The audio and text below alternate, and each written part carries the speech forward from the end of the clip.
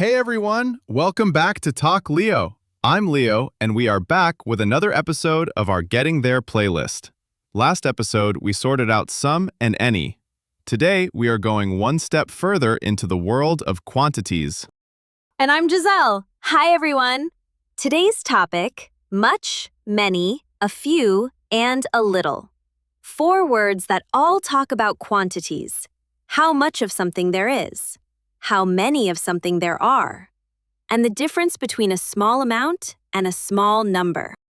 These 4 words trip people up constantly, and the confusion usually comes down to one thing: countable versus uncountable nouns, which we touched on last episode.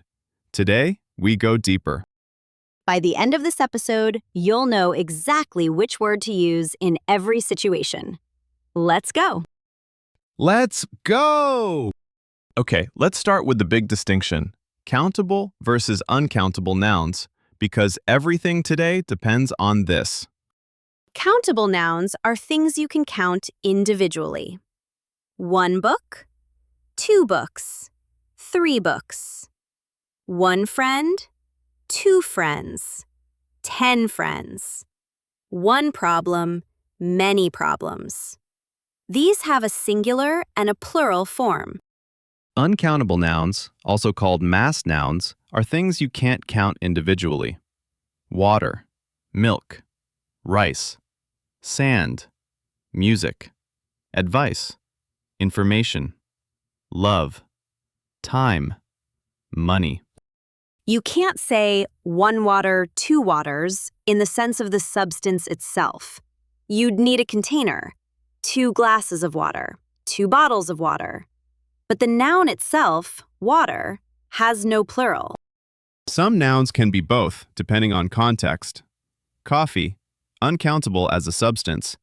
I'd like some coffee, but countable when ordering at a cafe. 2 coffees, please, meaning 2 cups of coffee. Context always helps. But for today, let's work with the clear cases. And once you understand the pattern, the edge cases become easier to navigate. Okay, so much. Much is used with uncountable nouns, in questions and negatives mostly. How much water do you drink? Uncountable, water. How much time do we have? Uncountable, time. How much money does it cost? Uncountable, money. I don't have much time. There isn't much milk left. She doesn't earn much money. Negative sentences, much with uncountable nouns. And in questions. Did you get much sleep? Is there much traffic? How much experience do you have? Always with uncountable nouns. Now, in positive sentences, much is used less often. In positive statements, native speakers tend to use a lot of instead. There's a lot of traffic. Sounds more natural than there's much traffic. Much, in a positive statement, is more formal. There is much to discuss. Formal, written English. There's a lot to discuss. Natural, spoken English. Both correct, different registers. Now many. Many is used with countable nouns, in questions and negatives, and also in positive statements. How many people are coming? Countable, people. How many times have you been there? Countable, times. How many books have you read this year? Countable, books. I don't have many friends in this city. There aren't many seats left. She doesn't make many mistakes. Negatives, many with countable nouns. And positives. Many people believe that. There are many reasons why. She has visited many countries. Many works in positive sentences too, especially in more formal contexts.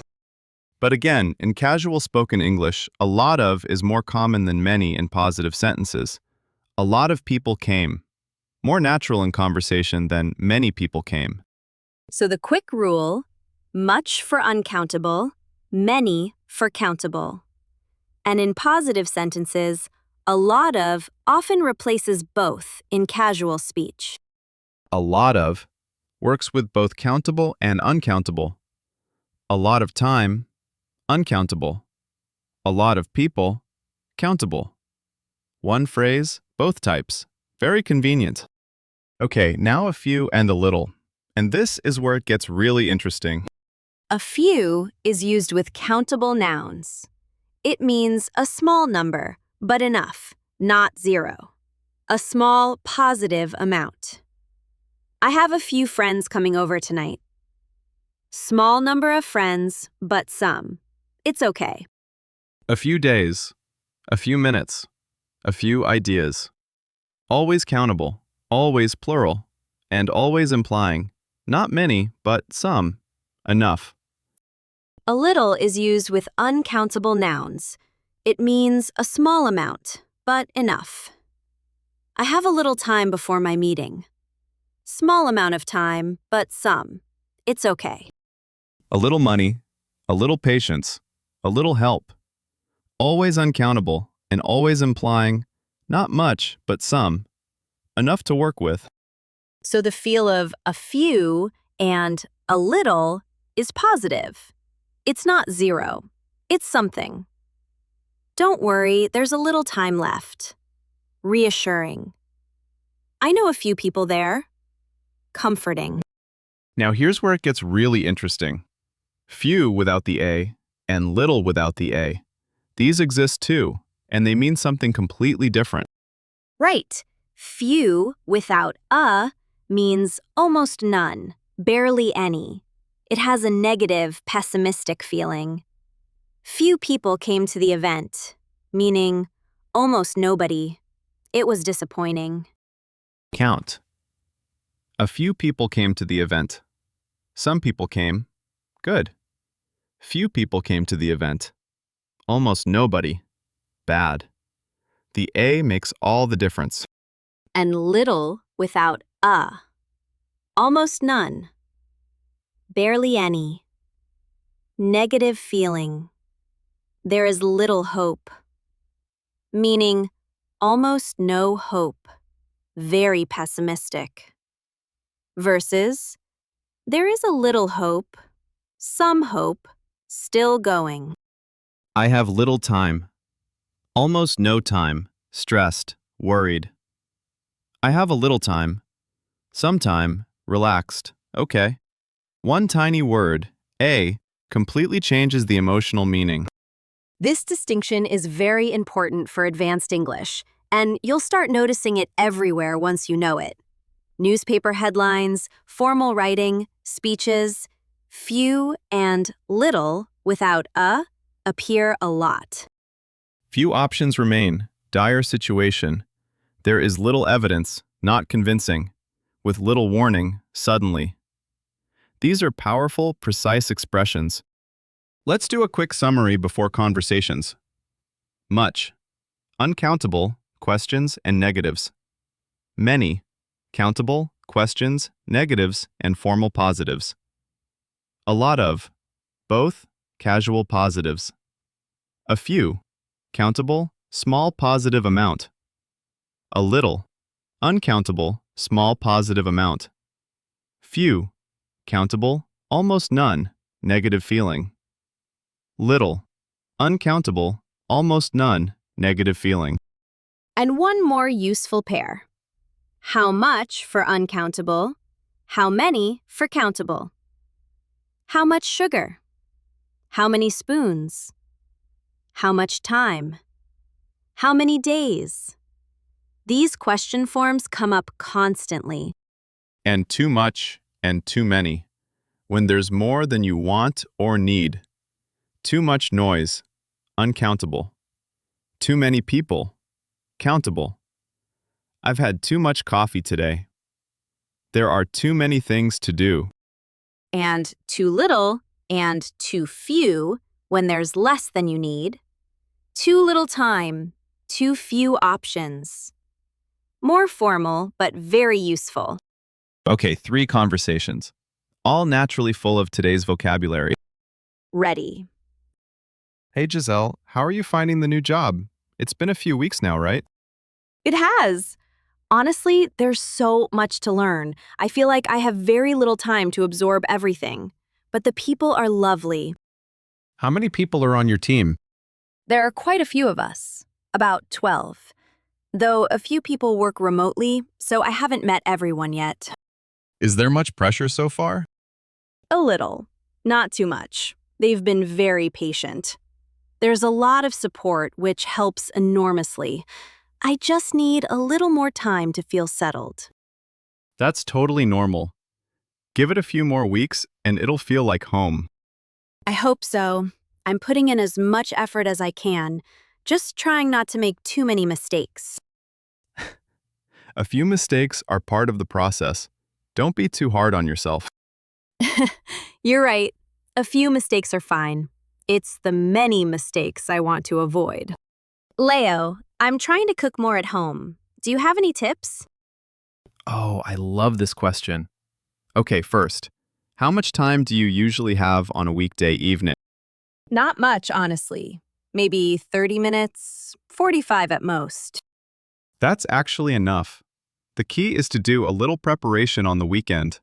Chop a few vegetables, cook a big batch of rice or pasta, maybe prepare a few sauces. Meal prepping. I've heard about this, but never tried it. How much time does it actually take? A couple of hours on a Sunday, and then you save so much time during the week. How many meals do you want to cook from scratch each week? Ideally, 3 or 4. I don't want too many. I still like going out occasionally. Perfect. 3 or 4 is very manageable. Start with a few simple recipes. Don't try too many new things at once. That's really sensible advice. I have a little recipe book somewhere. I should dig it out. Do it. And use a little olive oil, a few good spices. Honestly, a little seasoning makes a huge difference. A little seasoning. Noted. Thank you, Chef Leo. Anytime. I've been thinking about taking a trip, but I have a few concerns. Oh, where are you thinking of going?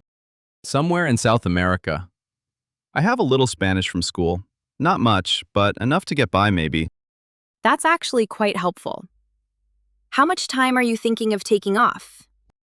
A few weeks, maybe 3. I have a little money saved, but not too much. I need to be careful with the budget. 3 weeks is a good amount of time. How many countries were you thinking of visiting? Maybe 2 or 3. I don't want to rush too much. I'd rather spend a few days really exploring one place than rush through many. I completely agree.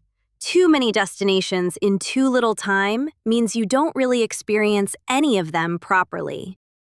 Exactly. Quality over quantity. A few deep experiences rather than many shallow ones. That's a beautiful way to travel.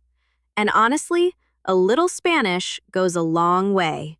People appreciate the effort, even if it's not perfect. That's what I'm hoping. Okay, I'm going to start planning. A few weeks, a little Spanish, a lot of adventure. That sounds like the perfect trip. Okay, let's wrap up. Today we covered much, many, a few, and a little, and their important cousins, few and little. Much. Uncountable nouns. Questions and negatives. How much time? Not much money. And a lot of for casual positives with uncountable nouns. Many, countable nouns. How many people? Not many options. And a lot of for casual positives with countable nouns. A few. Countable, small positive amount. Enough. I have a few ideas. A little. Uncountable, small positive amount. Enough. I have a little time. Few, countable, almost none, negative feeling. Few people came. Little, uncountable, almost none, negative feeling. There is little hope. And too much, too many, more than you want. Too little, too few, less than you need. The big lesson today. The difference between countable and uncountable nouns controls everything. Get that right, and much, many, a few, and a little all fall into place. Practice this week. Look around your home and describe what you see using today's words. There are a few books on the shelf. There's a little dust on the table. There isn't much space. Make it real. And next episode, two and enough. Two more tiny words with a huge impact on meaning. See you next time. See you soon. Peace!